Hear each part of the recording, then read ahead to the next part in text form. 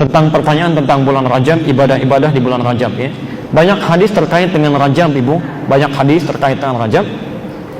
Ada satu yang sahih, dua yang dhaif, selebihnya palsu. Selebihnya palsu ya. Baik. Saya mulai dengan yang dhaif dulu ya. Saya mulai dengan yang baik. Ibadah-ibadah apa saja yang bisa dilakukan di bulan Rajab, khususnya mungkin nanti pertanyaan Ibu terkait spesifik dengan puasa ya. Baik, salah satunya. Mari kita lihat. Ibu mau catat dalilnya? Boleh? Di Musnad Ahmad. Musnad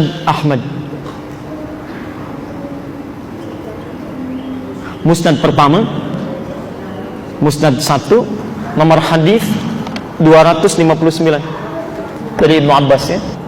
Musnad Ahmad. Jadi bukan Sunan Ahmad ya, tapi Musnad Ahmad. Oke. Maaf sebentar. Musnad itu kitab hadis yang disusun berdasarkan periwayatnya. Misal, Ibu ingin tahu Sayyidah Aisyah itu meriwayatkan berapa hadis, maka cek di kitab Imam Ahmad, nanti ada tentang Aisyah, semua hadis yang Aisyah pernah riwayatkan, yang Imam Ahmad kumpulkan ya. Nah, di Musnad pertama itu Musnadnya Abdullah bin Abbas, Ibnu Abbas ya. Nomor hadis 259. Tulisannya begini ya. Jadi ini bukan jilid 1 halaman 259, bukan ya. Musnad 1, nomor hadis 259. Pelan-pelan supaya tuntas ya. Hadis ini dengan redaksi yang mirip, yang sering dipasang di spanduk, itu didapatkan juga di Sunan Al-Baihaqi. Sunan Al-Baihaqi. Kitabnya Syu'abul Iman. Nomor hadis 3524. Pelan-pelan. Saya bacakan hadisnya, kita bacakan. Pernah dengar hadis ini?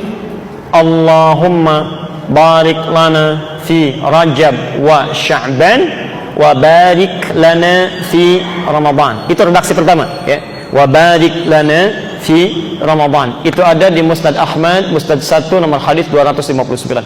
Ya Allah, mohon berkahi kami di bulan Rajab ini dan di bulan Sya'ban nanti, dan mohon berkahi kami pula di bulan Ramadan. Versi kedua adalah doa Allahumma, mirip dengan yang pertama, barik lana fi Rajab wa Sya'ban wa ballighna Ramadan. Pernah dengar doa ini? Ya Allah, mohon berkahi kami di bulan Rajab dan bulan Sya'ban, dan mohon sampaikan kami ke bulan Ramadan. Jadi amalan pertama yang sering populer di masyarakat ada di bulan Rajab adalah doa yang dipanjatkan supaya diberkahi di bulan Rajab, Sya'ban, dan sampai ke Ramadan. Jelas sampai sini? Nah, bagaimana status hadisnya? Status hadisnya dhaif. Pelan-pelan, belum selesai. Apa urutan dhaifnya? Karena tidak semua hadis dhaif itu ditolak, tidak semua. Ya. Jangan ibu bapak katakan kalau dhaif gak bisa diamalkan, belum tentu. Ya, hadis dhaif yang tidak boleh menjadi dalil itu, menjadi dalil landasan hukum, itu ada 3 jenis. 3 jenis ini disepakati oleh ulama hadis. Satu, hadis munkar.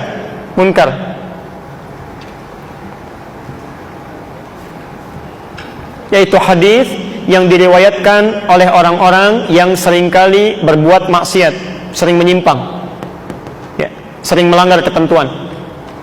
Misal ada orang menyampaikan hadis tapi suka mabuk, itu hadisnya diingkari, gak boleh diambil, walaupun belum tentu kalimatnya salah.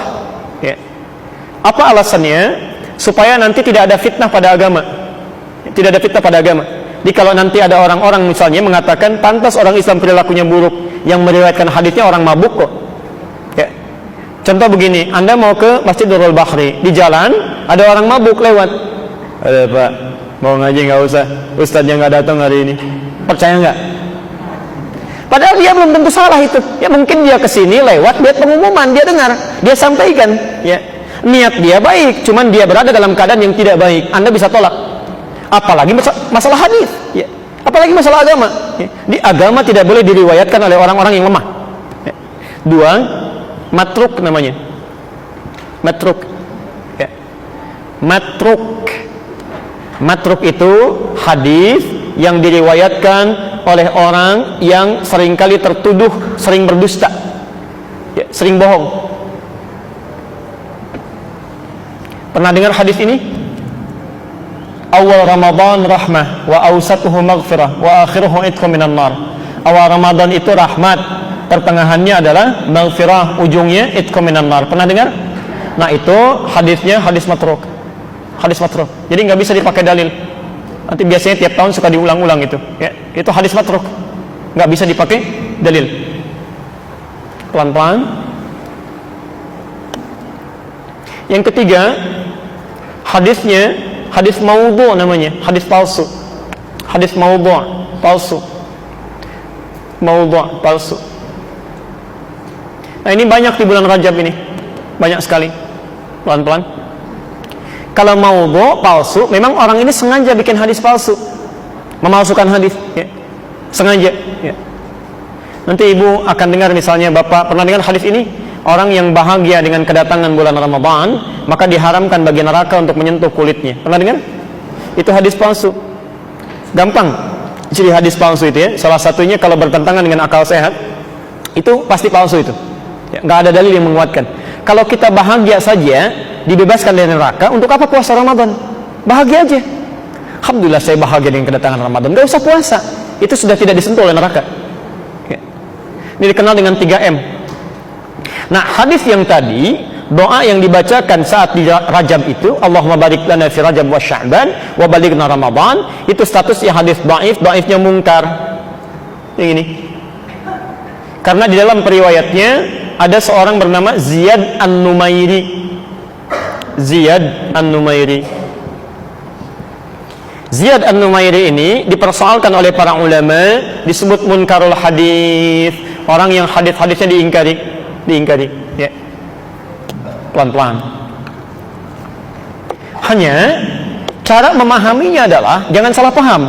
Cara memahaminya yang salah adalah memahami ini sebagai hadis. Ini doa ini bukan dari Nabi, diragukan dari Nabi, ya. Doanya bagus, betul, cuman salahnya dipahami sebagai hadis, ya. Kalau bapak ibu ingin berdoa dengan bahasa kita pun tidak dilarang. Boleh nggak saya berdoa begini, misal, Duhai Allah, makin banyak yang rasanya dosa hamba, ya. Mohon berkahi kehidupan hamba, ya Allah, di bulan Rajab ini. Berikan kesempatan untuk berubah, sampaikan hamba ke bulan Ramadan supaya bisa bertobat dengan baik. Boleh nggak? Boleh. Cuma di akhir mungkin dikatakan begini, ini hadis dari Nabi. Itu yang salah. Jadi kalau anda ingin berdoa pun mengambil maknanya sah-sah saja. Yang salah memahami itu sebagai hadis. Jelas, ya? Baik. Jadi kalau ada yang pasang spanduk menyampaikan dan hadis Nabi, itu yang bermasalah, ya, itu yang bermasalah. Jelas, ya? Baik. Yang kedua tentang puasa. Pernah dengar pernyataan ini? Siapa yang puasa 1 hari di bulan Rajab dapat pahala sekian, 2 hari sekian, 7 hari dibukakan 7 pintu surga, 8 hari dibebaskan di 8 pintu neraka. Pernah dengar? Itu hadis nomor 3, maudhu', palsu, ya. Saking palsunya di kitab hadis palsu aja nggak ada. Itu hadis palsu, itu palsu, ya. Segi kepalsuannya bukan hanya bertentangan dengan dalil, dengan akal sehat aja nggak masuk, ya. Nggak masuk itu. Coba maaf, ya, kalau anda sudah tahu 7 hari puasa saja di bulan Rajab bisa dibukakan 7 pintu surga, untuk apa puasa Ramadan? Ya. Dan 8 hari dibebaskan dari 8 pintu neraka. Orang ini hebat sekali, tahu dia surga punya 7 pintu, 8 punya 8 pintu, neraka punya 8 pintu, ya. Nabi aja tidak pernah memberikan keterangan itu, ya. Ada sesuatu yang salah di sini, ada sesuatu yang keliru. Baik. Anjuran puasa di bulan-bulan al-haram itu ada. Dikata Nabi, puasa yang paling dicintai oleh Allah setelah puasa Ramadan itu, selain puasa Daud, itu puasa di bulan-bulan al-haram. Dan semua, hampir seluruh ulama memberikan fatwa demikian, ya. Nah, bulan-bulan al-haram itu ada 4 tadi, Bu, di awal bahasan kita, ya. Jadi kalau ibu ingin puasa, misalnya tingkatkan puasa di bulan-bulan ini, boleh, ya. Tapi yang tidak disukai ulama atau bahkan tidak diperkenankan mengkhususkan di bulan tertentu, menolak yang lainnya. Jadi kalau ingin puasa di bulan-bulan itu boleh, ya. Rajab ibu puasa, silahkan, ya. Kemudian Dzulqa'dah puasa boleh, Dzulhijjah puasa boleh, bahkan 10 pertamanya besar pahalanya, ya. Kemudian Al-Muharram puasa boleh. Nah, rumusnya kalau bisa khusus di bulan Rajab, ibu tingkatkan puasa, khususnya yang sunnah-sunnah itu, yang Senin, Kamis, ya. Di belum puasa Senin, ya. Sudah puasa Senin tambah Kamis, Senin Kamis tambah Ayyamul Bid, ya. Kalau ingin tingkatkan lagi boleh puasa Daud, boleh, ya. Hari ini Senin puasa, Selasa besok tidak, ya. Rabu puasa, Kamis tidak. Puasa apa namanya? Daud, ya. Salat Daud tidak ada, ya. Subuh salat, duhur tidak, ya. Asar salat, maghrib tidak. Itu ngarang, ya. Nanti supaya tubuh kita terbiasa sebelum datang Ramadan. Nanti kalau ingin lebih banyak lagi puasanya bulan Sya'ban, itu boleh, ya. Nanti saat Sya'ban saya terangkan. Kata Aisyah radhiyallahu anha, Nabi itu tidak pernah memperbanyak puasa sunnah kecuali di bulan Sya'ban. Ibu boleh tiap hari puasa itu, ya. Boleh, ya. Sampai sehari 2 hari menjelang Ramadan ibu berhenti, ya. Boleh, ya. Jelas, ya.